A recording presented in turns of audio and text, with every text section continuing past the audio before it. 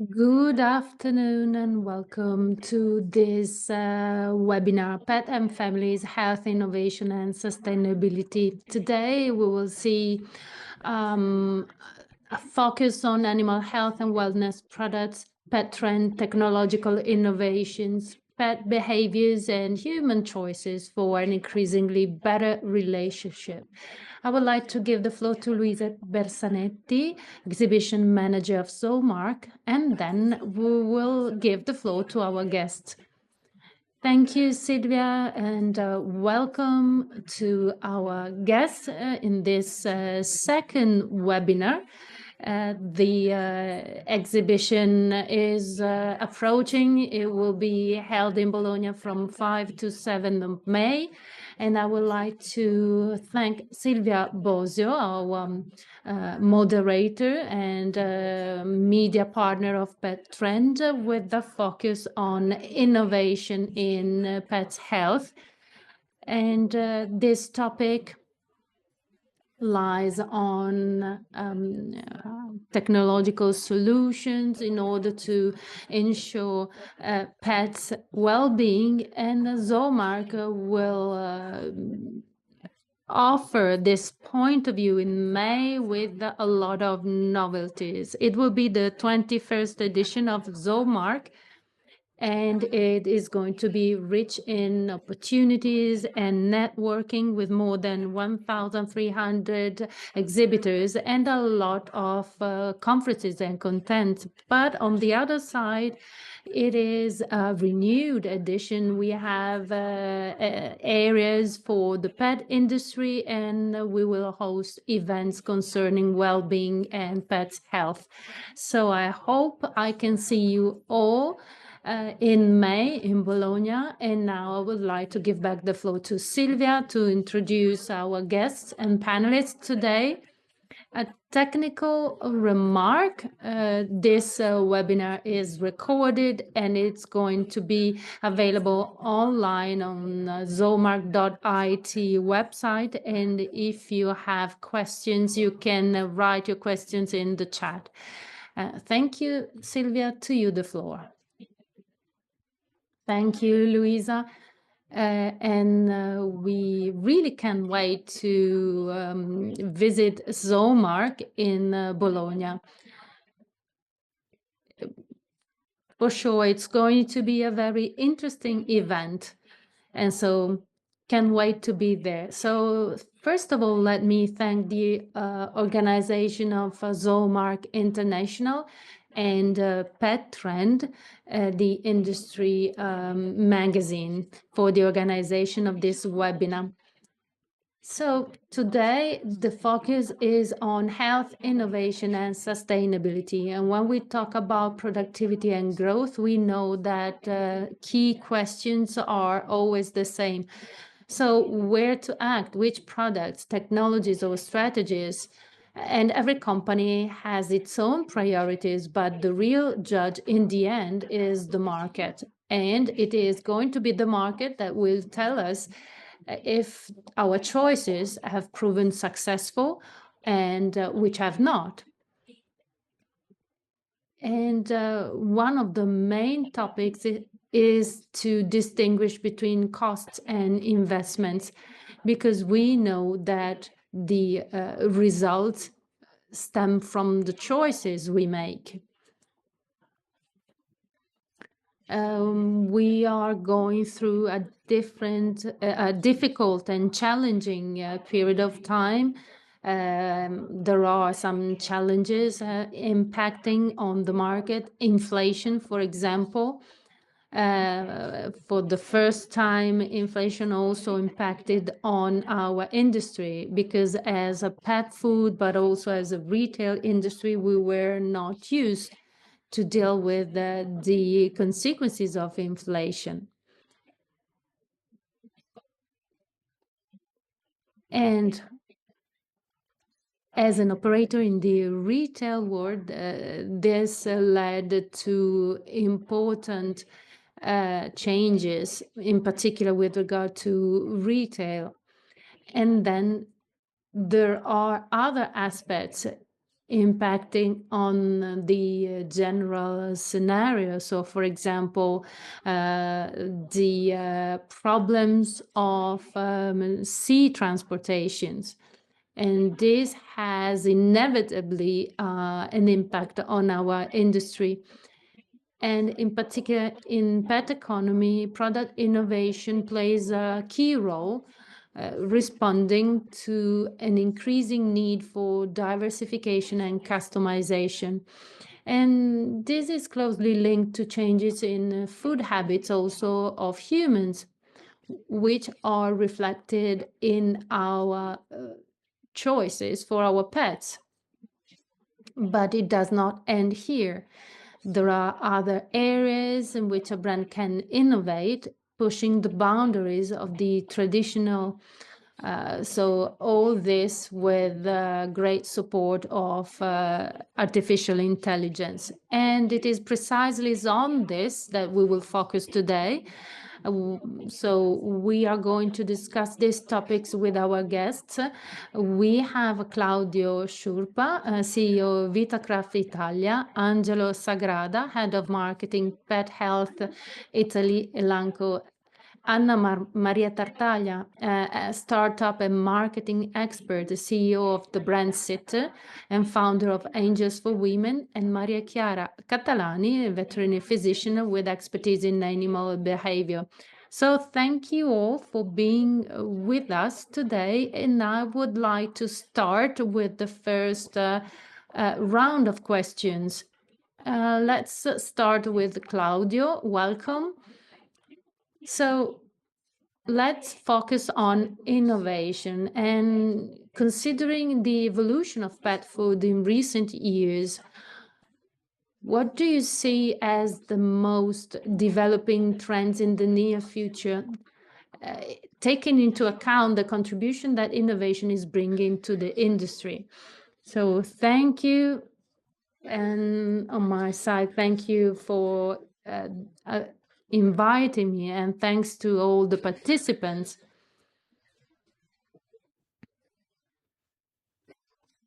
So in recent years, pet food evolution was led by different trends. In particular, for example, an increasing interest in organic products, natural-based products, or high-quality products. And this is a key factor. Consumers always look for food in a way reflecting their own dietary habits.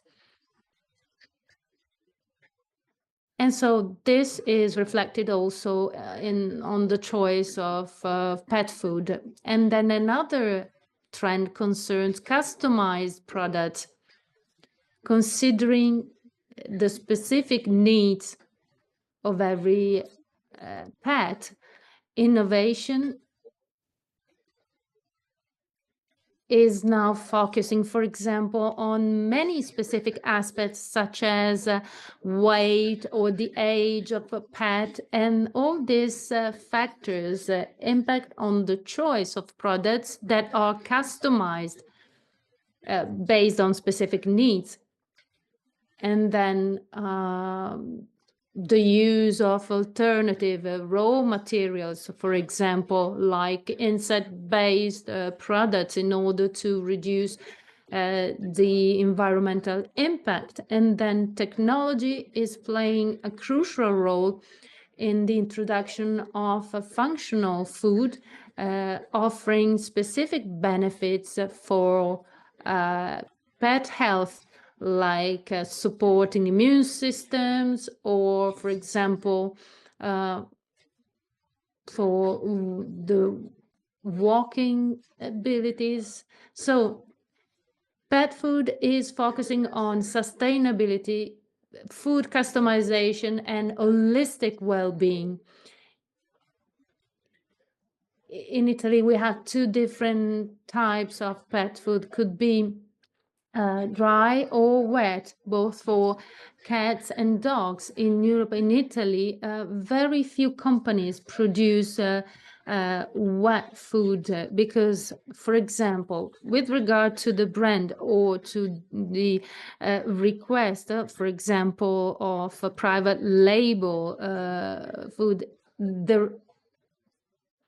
there is a higher demand for wet food rather than offer. So 90% of European manufacture of wet food cannot meet all the needs and all the requests, both brand and private label. On the other side, dry food is very present, so the offer is higher than demand. This is just to give you an overview of the current pet food trend in recent years.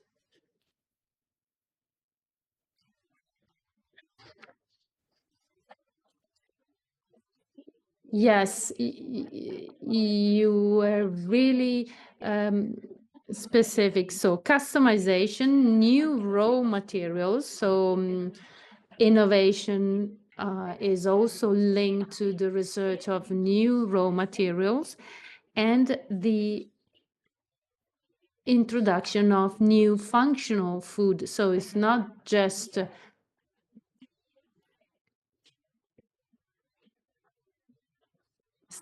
to feed our pets, but this new food, they also support their health. So we have to meet the needs of every single species and animal and pet based on the breed, based on age and weight. So we are now going towards the direction of offering customized products for pets. In particular, we are talking about cats and dogs. Now I would like to give the floor to Angelo. So, marketing expert of Elanco Italia. Elanco is a pharmaceutical company.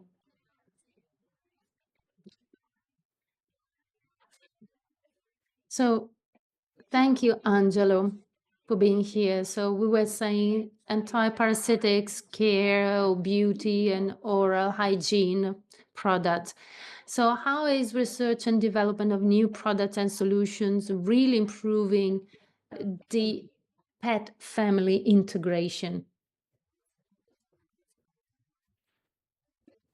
So, thank you, Silvia. And I would like to thank all the organizers for inviting me to this webinar.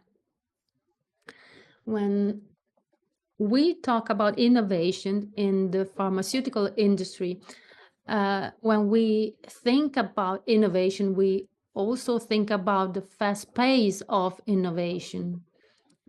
And when we talk about innovation in the pharmaceutical industry, the timing is different. It is longer because to develop drugs and then to be, verified and approved, that's something that requires even 5 or 7, 8 years. So when we talk about innovation, we have to consider this timeline. And having said that, if we consider the situation like 30 years ago, there were very few products. And so innovation followed two directions. First of all, to supply more and more effective products with a wider protection and, of course, safe products. And the other aspect concerns the innovation with regard to formulations. So you were asking about pet family integration.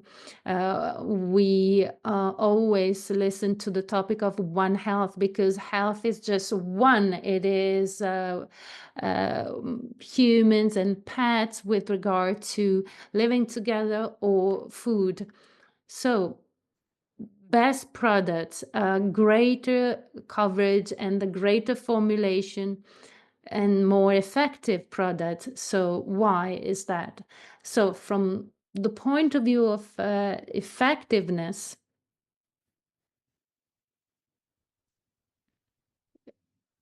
so for example, if you consider antiparasitics effectiveness of products a few years ago, it was limited. And then we focused on other parasites. So, for example, filariasis, and then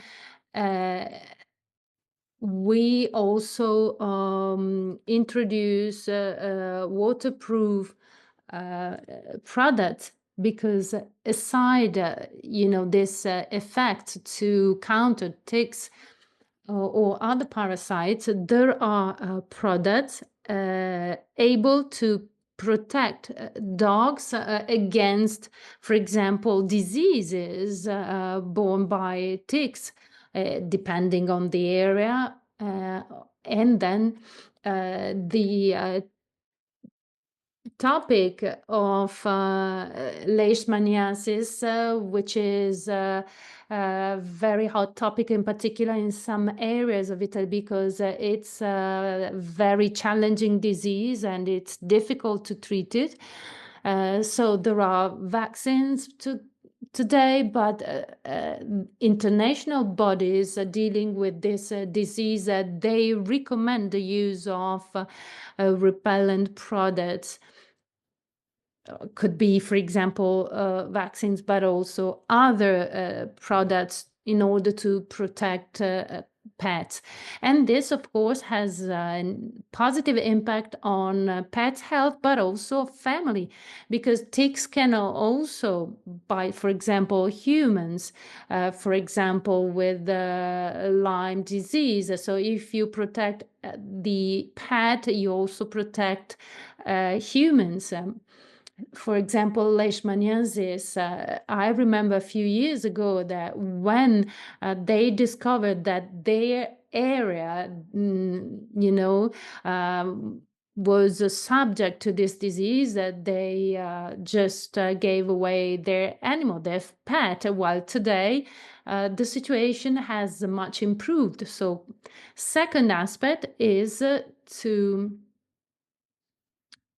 provide different formulations, so to offer wide choice, because you have different lifestyles, and also the availability of a pet to be treated with one product or another is a different one. So, for example, we move from powder or shampoos, we move to other products. So, for example, colors, which play the fundamental roles. And then we also have, for example, tablets. So all this simplifies the possibility of giving and administering anti-parasitics, because you have, in this way, you can choose between the spot-on product or the tablets, based on the pet or based on the owner. So you can, for example, put a collar on your dog, or you prefer to, for example, apply the spot-on product every month. So huge innovation on a longer timeline with regard to safety and coverage on the available formulations. And all this, of course, improves the pet family integration.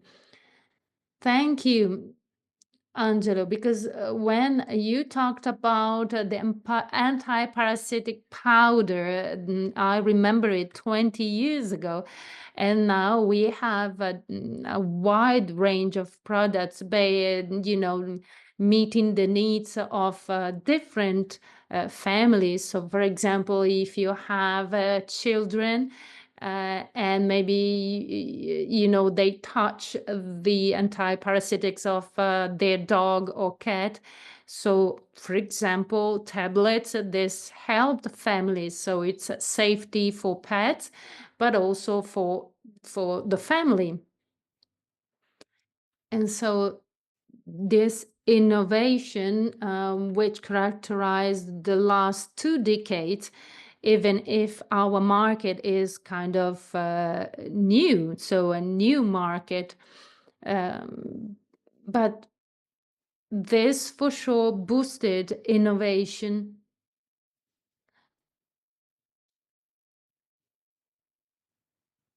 thanks to the will of improving the integration between family and pet. And in particular, when, pets start to live in-house with the family, because of course, over the past, when pets lived outside, the needs were different. So thank you, Angelo. Can I add one thing is that you mentioned tablets, and I would like to add that the type of formulations uh, must be combined with the final effect. So, for example, tablets that are uh, very practical, but for their mechanism of action, and I don't want to explain this, they do not have a repellent effect, so they do not protect the leishmaniasis. So you have to put together something practical, but also something safe and effective. Even the external products, they are based on so many safety studies and safety trials that they really ensure maximum safety. You have to follow the guidelines, but they are, of course, very safe in terms of pet family integration. Annamaria, you are an expert of startups and marketing. Here we talk about innovation. So, uh, the question for you is, how present are startups and how do they operate in this sector? So do you think we can say that even large companies look to them with interest for research and development, similar to what happens, for example, in other sector like life science or other industries? Thank you, Silvia, for the question and the invitation. So let's start from this life science indication. So, how innovation can change the different segments and can help develop the different aspects. And even in the pet industry, if we talk about care of food, startups are now playing an increasingly significant role.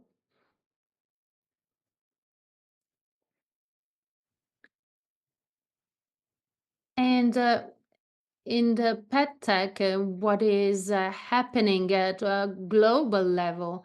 Uh, the market is expanding, supported by huge growth in 2023, 2024, a sector which grew more than 5% with a 20% increase in scale-ups, all sectors combined. If we talk about countries, leadership in terms of innovation and presence in pet tech is represented by France, but Italy is also evolving thanks to new projects and to funding. In this segment, we don't have active scale-ups. The sector is still small. It is made up by 2,300 employees distributed among 51 startups and 17 SMEs. So our segment can offer a huge growth opportunity. And this is the positive side. To go back to what you said, why they are so fundamental, because they have a focus on technological innovation. So, for example, IoT devices. We talked about AI or health monitoring or the development of digital platforms for the customization of pet food products, up to the interaction to veterinarians. There is a topic of sustainability. So, for example, which ingredients are developed and what alternative proteins are used, or recyclable packaging. And as you said, the customer-centric approach. So there are data, they allow you to recognize the features of the owner and the characteristics of pets. And so in this way, we can focus on this idea of customer centricity of owners and food, and the integration between sustainability and data. And then the other fundamental aspects, who develops what, and it is what happens in life science, is that large companies adopt open innovation strategies. In this way, they can accelerate research and development processes. How do they do it? That's why the startups topic becomes fundamental, because there are partnerships to gain access to technologies without having to develop them in-house, because maybe this requires longer times or skills that are not in-house. And then corporate venture capital. So you decide to invest directly in startups with dedicated funds to acquire know-how or to open up to new market opportunities. And then M&A, so acquisitions of startups when they are evolving, in order to integrate these innovative solutions into the company's portfolio. So this is changing the whole industry. So it's not just startups, but also larger multinational companies, because this reflects a collaboration model where startups bring speed and creativity, while large companies provide operational and commercialization capabilities, which becomes fundamental for the so-called go-to-market and to meet the market needs. And so, to answer to your question, yes, we see a link and an analogy with the life sciences, but we also see an innovation cycle which is based on a virtuous interaction. So agility of startups, so to fail fast, but also to restart fast. And on the other side,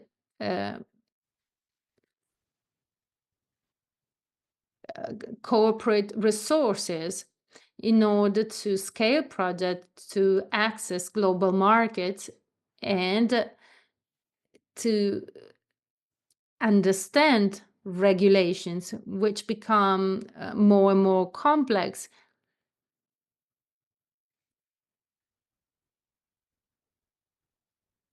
Which must be met in order to enter some specific market. So startups in the pet industry too are catalysts for innovation. They are redefining market standards and expectations, and large companies on their side can no longer just observe.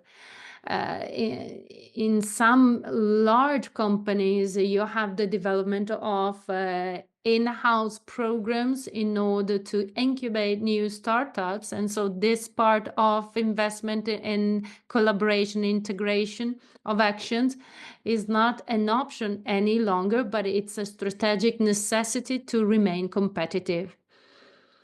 And so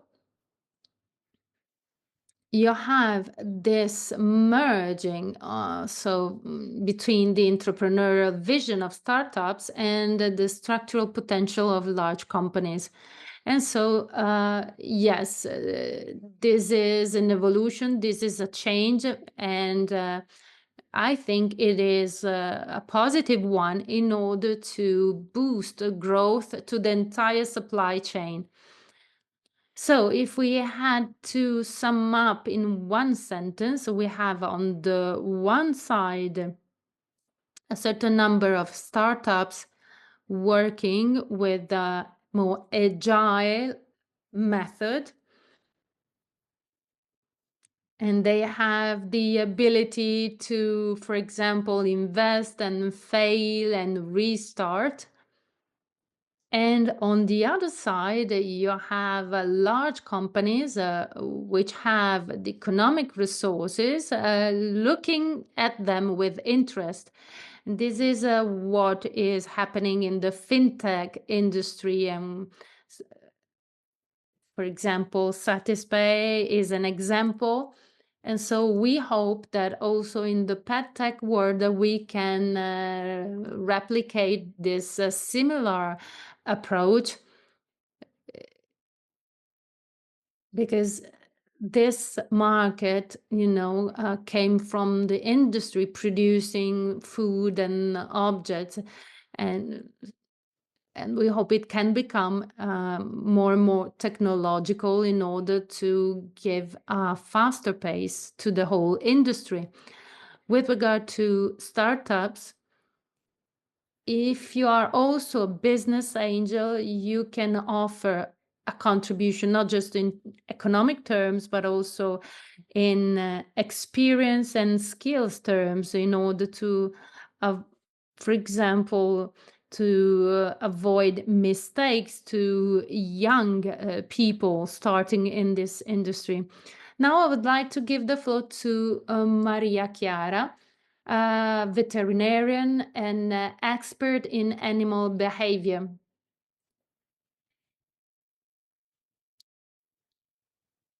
So,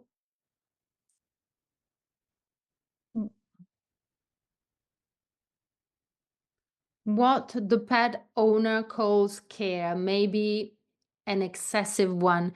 To what extent, in your opinion, is it a harm or can even become a major problem for our pets? Thank you. Thank you very much. And thanks for the invitation. So, excessive care, I think this is probably the new harm for our pets. So with regard to behavioral check,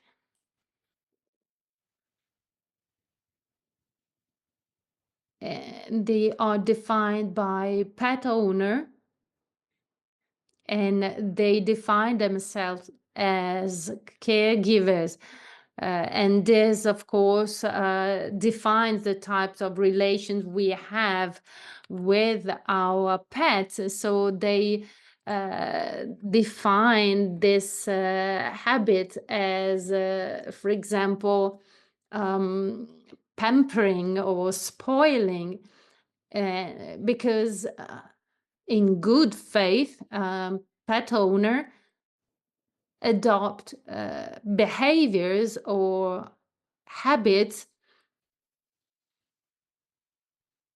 which start from affection and love and care, but then they can cause harm to pets themselves. So, for example, one of the most common ones is the type of food that is given to the pet, not in terms of basic dietary habit, because as the colleague said before, there is a huge attention to raw material and so on. But for example, snacks.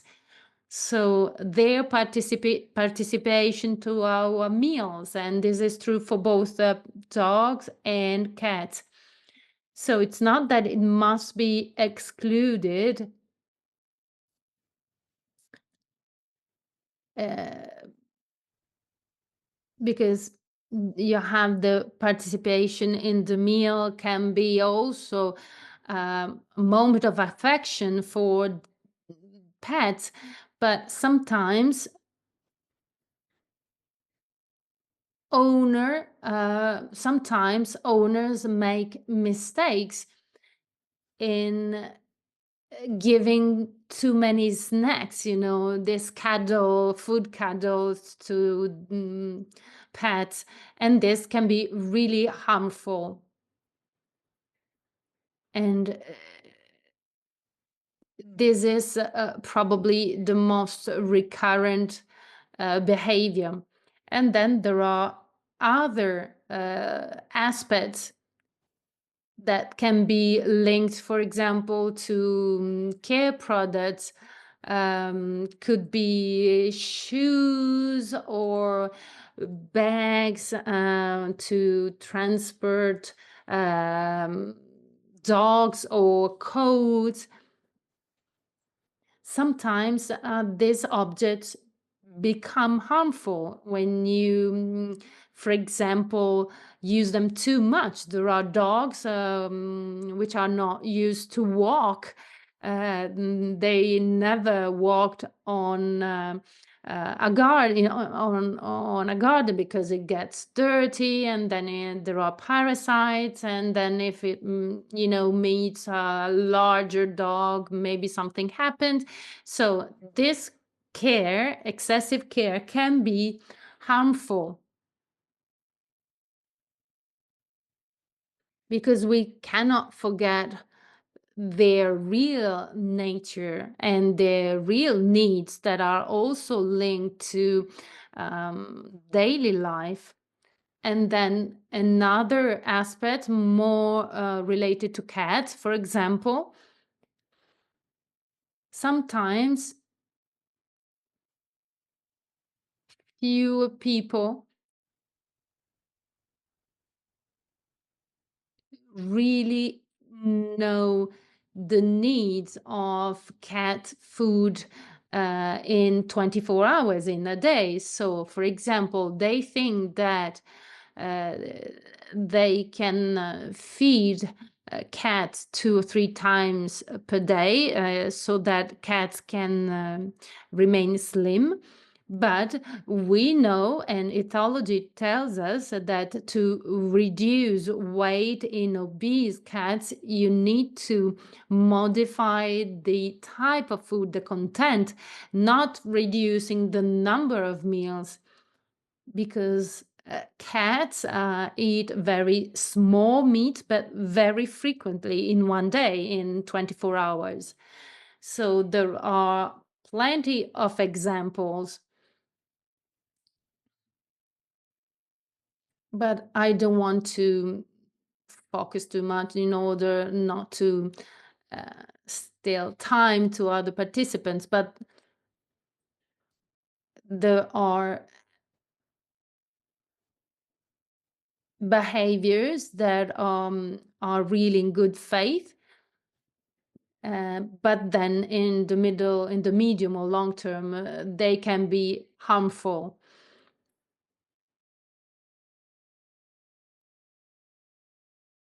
Yes, I agree with what you said, in particular in owners of small dogs. Dogs we never walk on grass, or never met other um, dogs. You also mentioned snacks. So, out of curiosity, do you think that with two specific products or with a wide offer, do you think that a general product can be considered as a minus? So, a dog which eats a normal product, can we have a dog, eating um, a one size fit all product, or is it necessary to buy, customized products? So, except diseases, in case of diseases,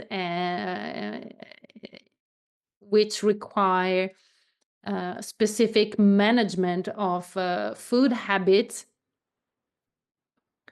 because mm,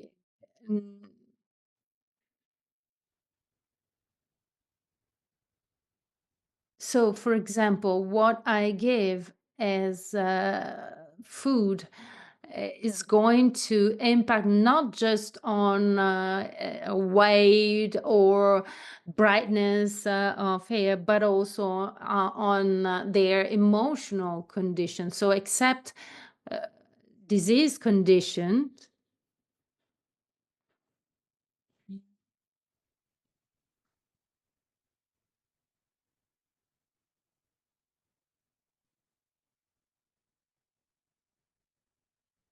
And so it could be specific dedicated food for the young pets, or, for example, cats in their adult life with no diseases. Then you can use one size fit all product. Claudio, for example, was talking about a huge demand of wet food. I was surprised because there was a kind of a bias by people and by veterinarians with regard to the quality of wet food, both for dogs and cats. But since there is such a huge demand, I think that companies are investing on this so that it can be of high quality, and so that can be beneficial to dogs and cats. Thank you, Maria Chiara. We are running late, so we really have 1 minute per speaker because we are running late. So, Angelo, improving animals' makes life better.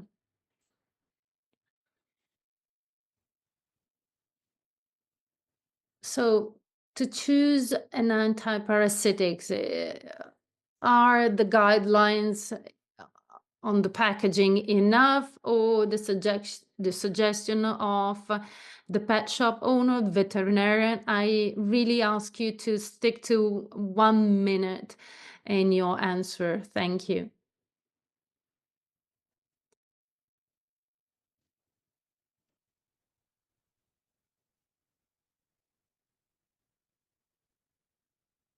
So I like this question because the problem today is not where to find information, but which one. So, how can you choose them? And so, there must be some pillars. You mentioned guidelines on the notice. This is a good starting point because it was called bugiardino in Italian, which comes from the word lying. But this notice is not lying at all. It is containing very specific information. So everything is evidence-based and documented. So the notice is absolutely reliable. And then you mentioned two pillars. So veterinarian, that's the first pillar. So even if we are talking about general use antiparasitic, the veterinarian plays a crucial role. And as Elanco, we continue to inform veterinarians for our products because they play a crucial role with regard to health. So the final suggestion and main choice depends on veterinarian because consumer show that even if they check on the web, they first want the green light of veterinarian and then pet shop owners. Another important role because they can provide professional information. And so this is an added value, not just for clients, but also for shop owners. We also offer informational training for pet shop owners. And how do we do it? Or through their shops, we train consumers. We provide materials and documents which are authorized at national level by the ministry. And in this way, it is a sign of reliability. And then if you find a leaflet in a shop, of course, it contains an advertising aspect in order to capture the attention of the consumer. But in these are rigorous guidelines. So veterinarian first, pet shop owner, that's very important. And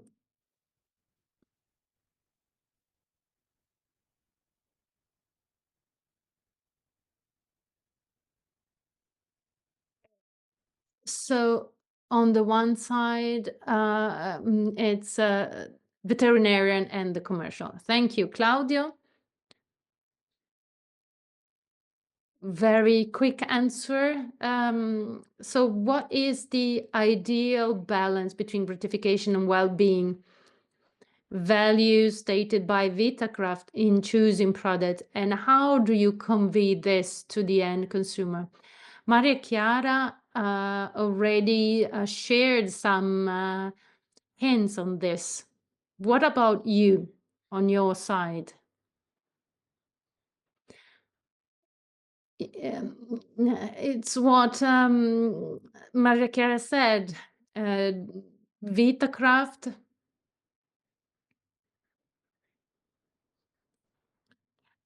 made their philosophy of snacks for pets. We are among the first producers in Europe of pet snacks. It was created in 1837.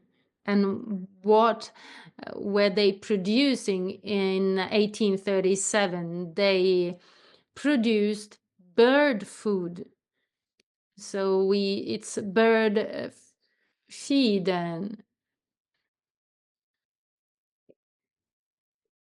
in almost 2 centuries, Vitakraft ensures a very wide production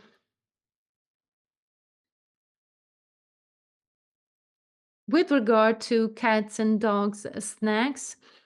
Our products are really high quality. So how do we communicate vis-a-vis end consumers? So when they see the brand Vitakraft on the packaging, they are happy because they know that it's synonymous with quality. And then Vitakraft makes you happy. The ideal balance between gratification and well-being based on our values is to ensure that that pet products offer a pleasant experience, a tasty experience. And we refer to snacks since pets are integral part of families everywhere in the world. You have single person families and adopting dogs or cats.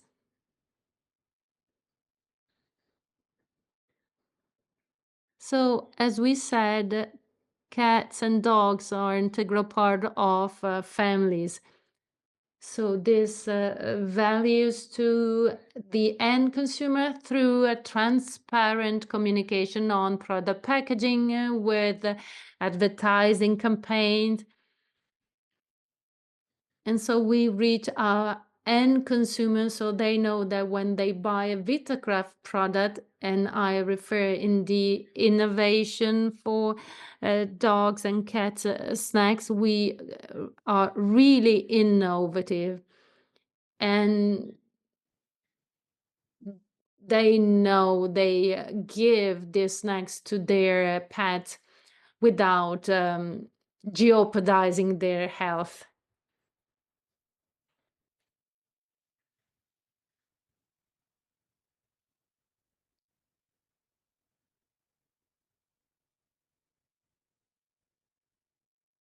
I'm one of the pet owners who often speaks to their dogs.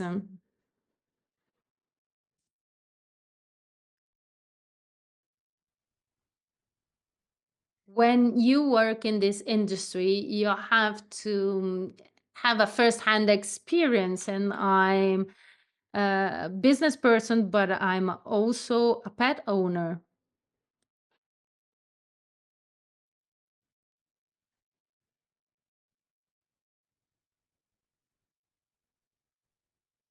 So,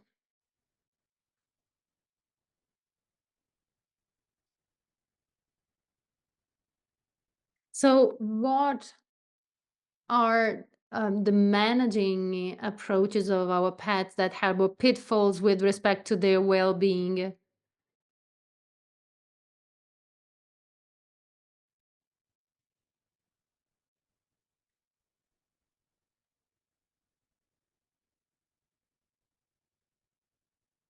So when I talk about snacks, I talk about a bite of food taken from the table, not a specific snack.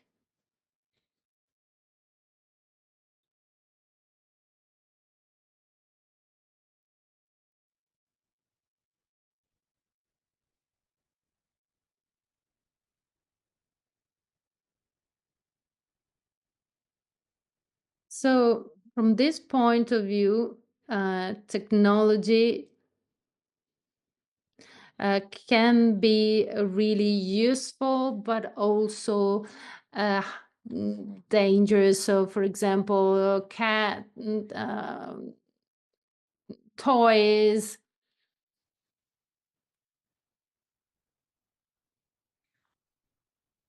So, these toys um, are not good for cats because it's like a frustrating activity because they never capture their prey, or food distributor, for example, where, for example, the dog uh, approaches the toy or cat or dog cell phones.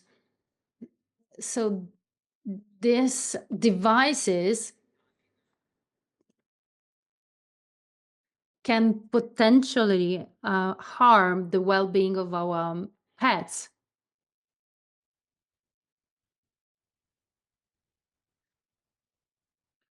So,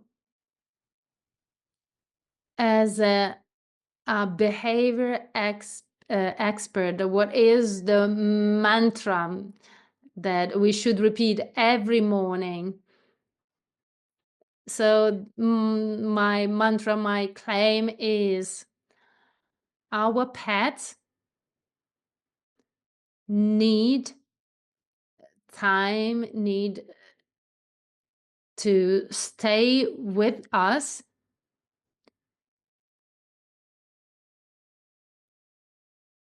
No pet can have a good quality of life if they spend a lot of time alone. So even if they live in a huge garden, so our mantra is time sharing.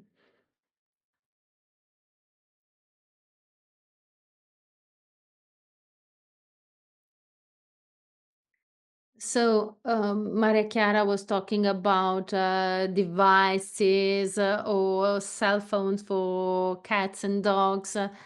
Anna Maria, one last question for you. In your opinion, what is the innovation that you would like to see applied to the pet world? Well, this is a difficult question.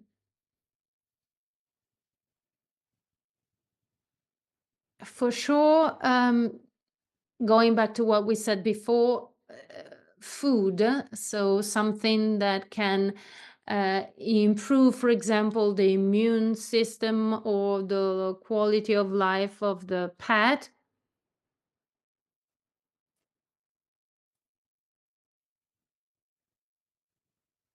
Or everything that concerns early prevention,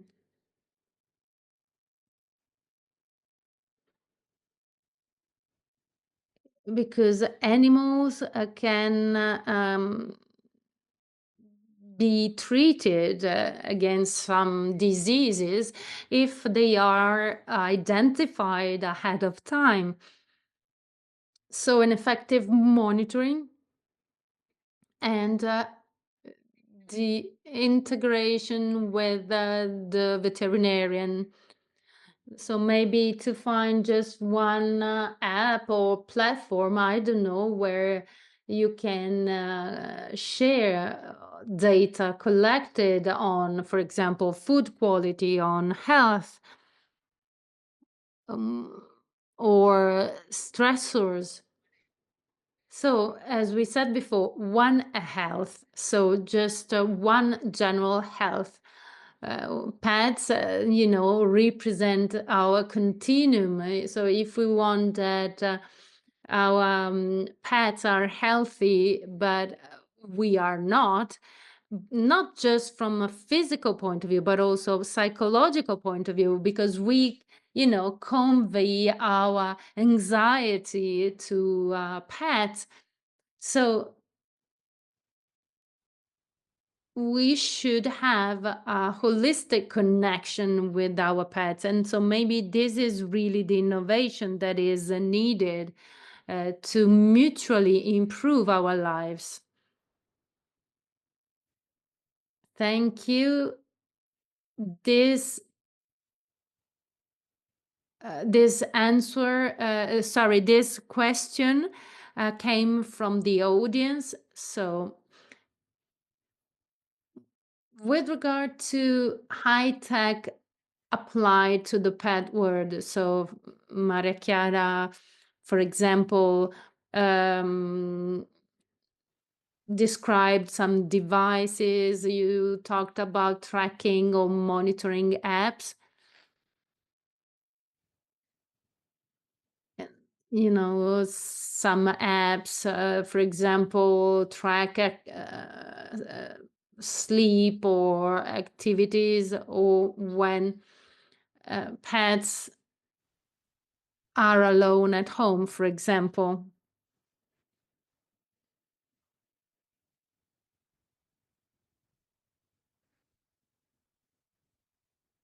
I think this market is constantly evolving.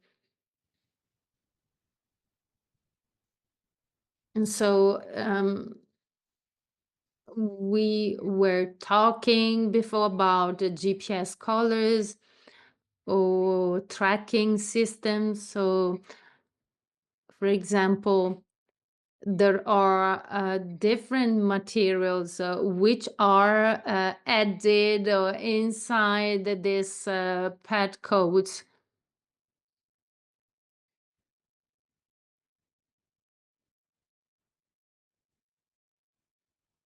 So remote control, but it is really interesting to, for example, interact with pets even from remote. And so, for example, this helps us when we cannot be present at home. And on the other side, this reduces the fear, of being abandoned by the pet. So, just to give you some figures, we talk a lot about these tools, but if we consider what is used today, camera is the preferred one, and then we have GPS and interactive games. Among tech devices, we have automatic water food dispensers and, for example, self-cleaning litter boxes, health monitors. So there are different uh, sectors, but pretty fragmented.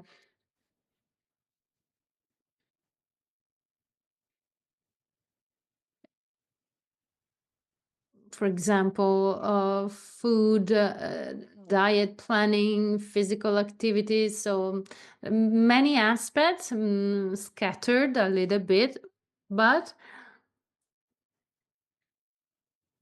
even if they are interesting, they are not so used by owners. So it means that they have a huge growth potential. So pet tech is a sound industry considering the number of pets that is increasing at worldwide level. And in particular, this is an industry which has been underrated until today. So huge potential. Thank you, Annamaria, for sharing your point of view, being an expert in startups and new markets. As we said before, snacks are okay in order to train, but we don't have to exceed. So when you talk about pet tech, I saw that Maria Chiara was nodding.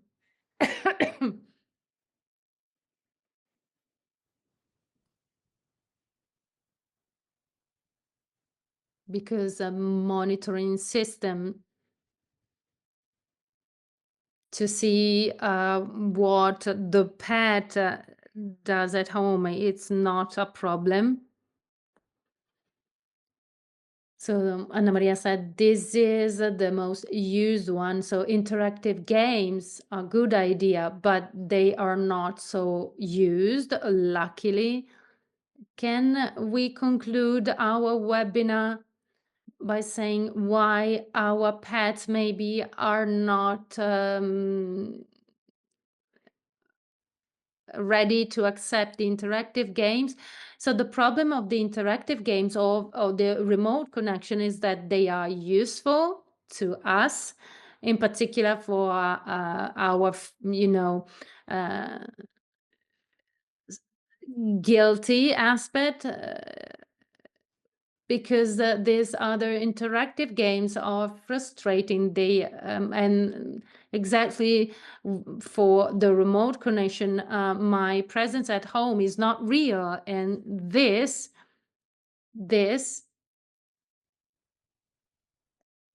increases the anxiety conditions in cats or dogs. in particular if they are already exposed to many hours alone. So I'm happy to hear that they are not so used. Okay, so Anna Maria, let's take some notes for next investments. I have a privilege observatory, but then as a pet owner, from a personal point of view, I agree with Maria Chiara saying that these devices can also be a stressor fact. So they need our presence, and for sure, their life, their quality of life is better. So I agree, but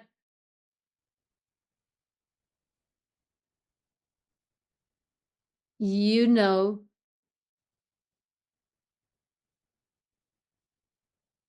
the